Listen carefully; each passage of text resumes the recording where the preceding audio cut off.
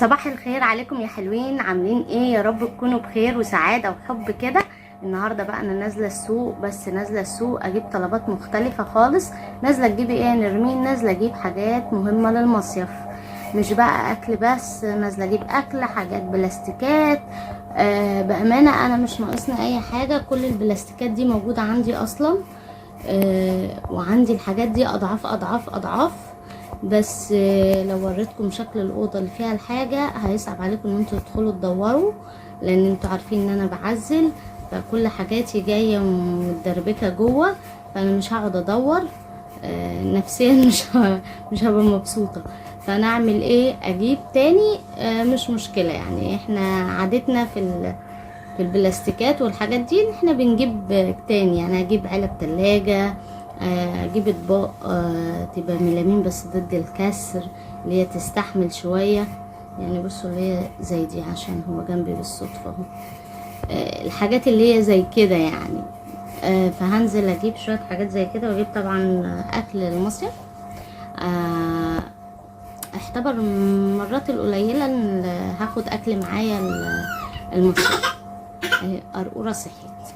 يلا لو انت اول مرة تشوفيني فانا نرمين، ودي قناتي نرمين والحبايب. اعملي اشتراك فيها وفعلي الجرس، ويلا تعالى عشان نروح السوق مع بعض واصور لكم واقول لكم الاسعار عامله ايه والدنيا هناك ايه اخبارها، عشان انتوا بتحبوا السوق وانا نفسي بحب السوق.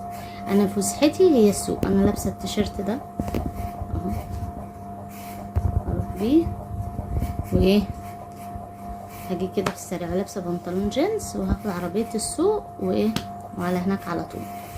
اوعي تكوني نسيتي تحطي اللايك، ازعل منك واخلي الفرخه تعضك، عشان هروح عليك فراخ. وقولوا لي لو في حاجات ناقصه او انا ما جبتهاش، او افكار او حاجات من دي، علشان انا بقالي كذا سنه ما روحتش.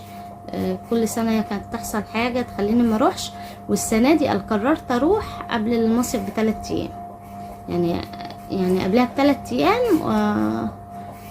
بحكي لكم، اختي وجوز اختي قالوا لي يلا، وهم كانوا حاجزين ومخلصين وكده، فانا مضطره بقى يعني، فاهميني؟ اللي هو انا واحده بتجهز قبلها بشهر، فلا هجهز في 3 ايام. فتعالوا معايا نشوف الدنيا فيها ايه.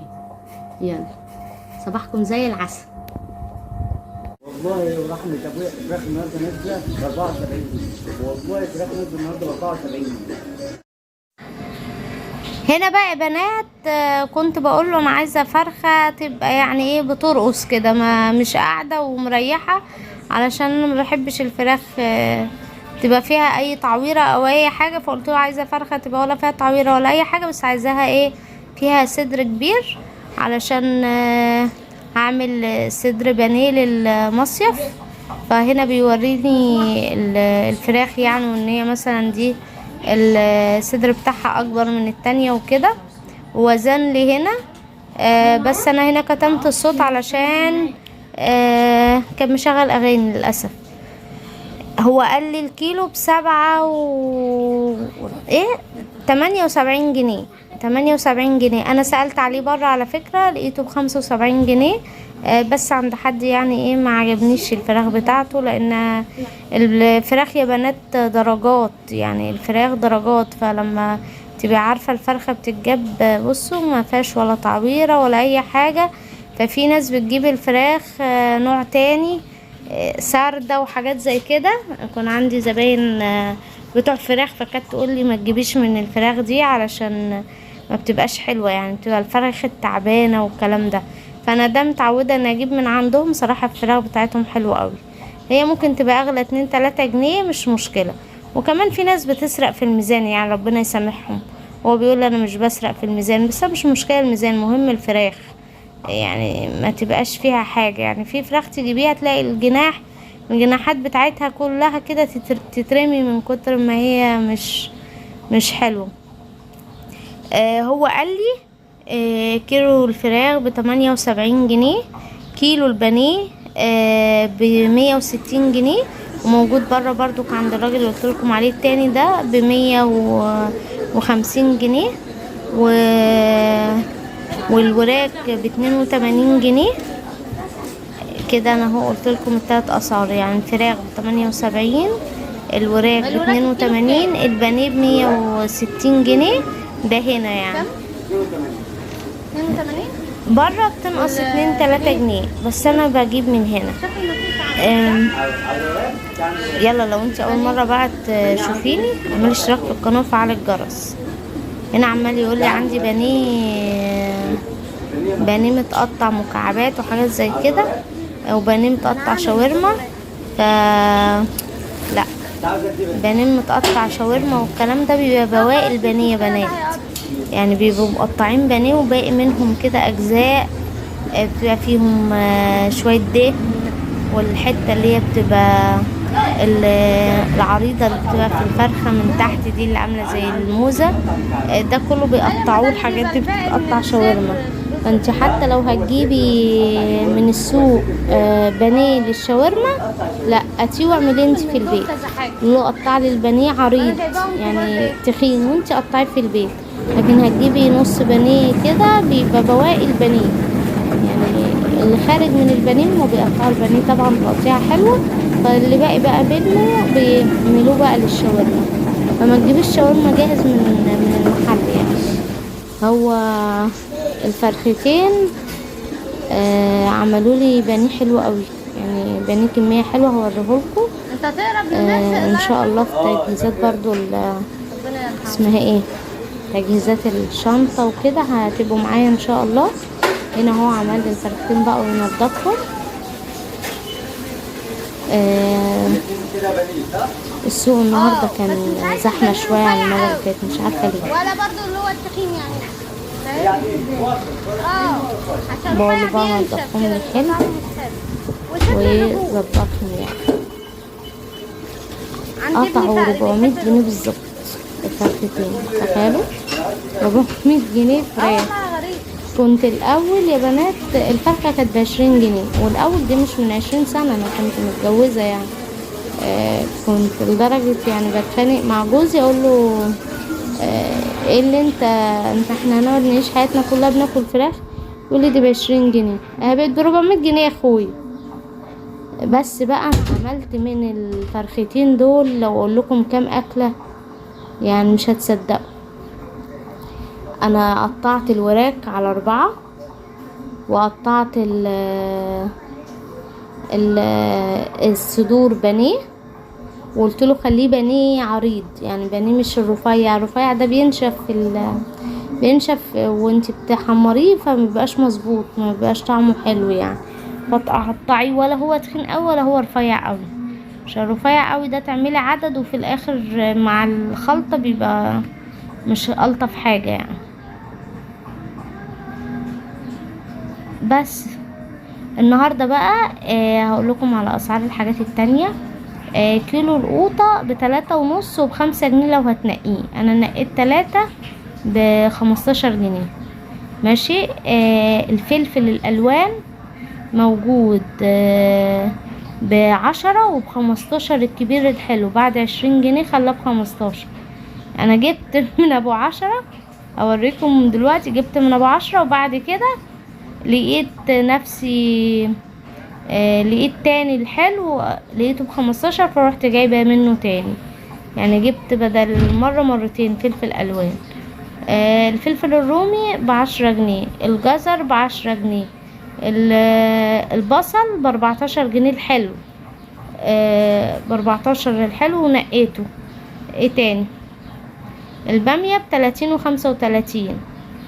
البامية طلعت الخضراء احلى من الحمراء، مع ان انا كنت فاكره ان اللي هي شكلها القمع بتاعها احمر ده كنت فاكراها احلى. طلعت دي اللي بتتعمل في صوامع وكده، والتانية البلدي اسمها رومي الحمرا دي طلعت بكام؟ 30 الحمراء وب35 اللي هي لونها اخضر ما فيهاش اللون الاحمر ده. يموت نتعلم ولسه بيتعلم.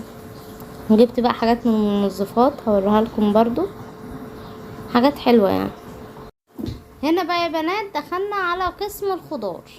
زي ما قلت لكم البتنجان ده كان ب10 جنيه الاسود، والبتنجان الابيض برضو ب10، والفلفل الالوان ده كان ب10 جنيه بس كان صغير، بس ما كنتش شفت الكبير يعني جبت الصغير وبعد كده لقيت الكبير فجبت منه تاني. ماشي. بس هنا كان ميزانهم يعني ايه حلال بقاوي، يعني كل شويه تقولي هاتي تاني هاتي تاني، وده نص كيلو، هاتوا تاني هاتي تاني. حطيت كتير قوي. ايه ده؟ حاسه ان انا بنقي فلفل الاخضر مش الالوان يعني. مارينا عندها الميزان تمام يعني. فجبت النص من ده ب5 جنيه. وبعد كده قابلته تاني بكام؟ ب15 جنيه. جبت كيلو منه. بس التاني هما 3 وحدات يعني كده كبار قوي وخلاص. فقلت عشان هحتاجهم كده. البتنجان الاتنين ب10 عادي، والفلفل ب10. هنا سندت التليفون عشان اطلع الفلوس اهو. وهنا بقى كمان هنشوف الفلفل والحاجات التانية بكام. بس السوق ده جميل يا عالسوق جماله. الفلفل الرومي كان ب10 جنيه بنات. هنا بقى المنظفات. هنا الدوني ب6 جنيه، ده السايب دوني اللي هو بتاع الهدوم ب6 جنيه. انكل اسماعيل من الناس المشهورة هنا عندنا قوي. انت تروحي تقولي له عايزة مش عارفة ايه لبقعة حبر، عايزة ايه لبقعة دم، عايزة ايه مش عارفة ايه، يديكي خلطات ويديكي بقى احسن حاجة في كل حاجة. يعني عنده من الابرة للصاروخ في الحاجات المنظفات، شامبوهات، مزيلات عرق، صابونات، اي حاجة، شامبوهات، كل الحاجات اللي ممكن تتخيليها، مناديل، كل حاجة موجودة عنده. شاور جيل، انا بقى كنت بجيب منه شاور جيل، واخليكم كمان تسمعوا هو بيقول لي انه افضل. انا جبت شاور جيل عشان المصيف. ولو بتعجبكم الفيديوهات دي قولولي في الكومنتات، ونفسكم اصور لكم ايه بقى، اروح اصور لكم عندهم. يلا قولولي انتوا رايحين مصيف ايه، وخمنوا كده انا رايحه مصيف ايه. ده على فكره كيس كلور تلاقيه ب2 جنيه عادي، ومش عارف ايه يعني فاهم. بصوا بيمسح العلبه قبل ما يدهاني. شفتوا حد كده يعني لو العلبه فيها تراب يمسحها الاول ويديهالك، مش حد منظم يعني. لو انت وصلت لغايه كده اعملي لايك وقولي لي رايحه مصيف ولا لا. هخليكم تسمعوه. يلا باي باي. طب وروني كده وده بكام؟ انت اكلت الحته. ده انضف ده. ده انضف. ده اخر واحد عندي السايله دي، ده دلوقتي علينا احنا 90 جنيه. لا والله. واسمه كمينة. ده نضيف جدا، ده انضف حاجه في السوق خالص. الجيركن بتاعه دلوقتي عامل 300 جنيه. وريني طب فريدة برضو.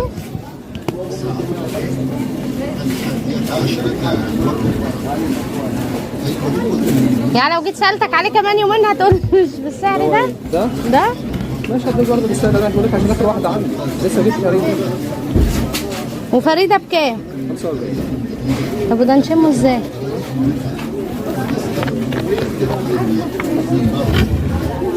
هو ده بريحة ايه؟ هما الاتنين هعمل 6000 اللون. ده بزيت جوز الهند وده ارجل. ما هو مكتوب عليهم الاتنين نفس الحاجة. نفس الحاجه بس يفترق اللون. ما اللي يفترق ايه معلش؟ ما هو ايه؟ ما هو بس اختلاف اللون. في ناس ما بتحبش اللون البرتقال، والله بجد. في ناس ما بتحبش البرتقال، بتحب الموف. في ناس ما بتحبش الموف، بتحب البرتقال. هتفرق يعني. ده كان في منه لونين برضه كمان، لبني واحمر، بس الاثنين نفس الكلام برضه. طب انت ايه رايك ده ولا ده؟ ده خليك الكمين احسن. انا باخد على ده مسؤوليات. ما شاء الله جميل جدا. يعني احلى من فريدة كتير. بس مفيش روايح تاني. ها؟ بقول لك اللي جاي بعد كده علينا احنا 90 جنيه. طب في صندوق. لا صندوق.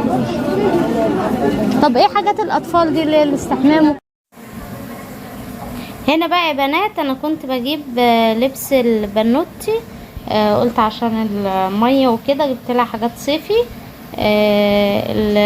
البادي ده بالشورت كان ب35 جنيه، جبت لها منها 2، وجبت لها من بدلة تاني كانت ب55، يعني جبت من ده 2 والبدلة دي جبت لها واحدة. قلت اشوفهم الاول لو حلوين عليها تمام.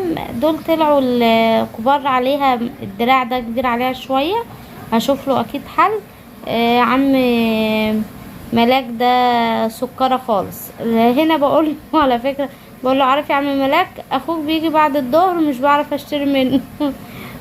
بجد يا بنات، ان واحد يروح لحد كده يبقى على فكرة ما بينقصوش في الفلوس ولا حاجة يعني، بس بياخد ويدي معاكي في الرأي. طب دي احلى، لا دي مش حلوة قوي. وفي ناس كده تلاقي دمها واقف، والله لو هيبيع لك الحاجة ببلاش ما تاخديها منه. وفي حد تاني تجيبي منه حاجة غالية بطريقته في الكلام ويا بنتي وازيك يا بنتي وتعالي وتفضلي، يعني فاهميني. ما بصي بيقول لي خدي ده، بيقول لي خدي ده افضل، ويقول لك خدي 2 3. طب خدي 3 وان شاء الله هتيجي تاخدي مني تاني. عم ميلاد حاجة كده سكر. يلا يا رب يكون الفيديو عجبكم، واشوفكم على خير في فيديوهات جديدة ان شاء الله. باي باي يا حبايبي.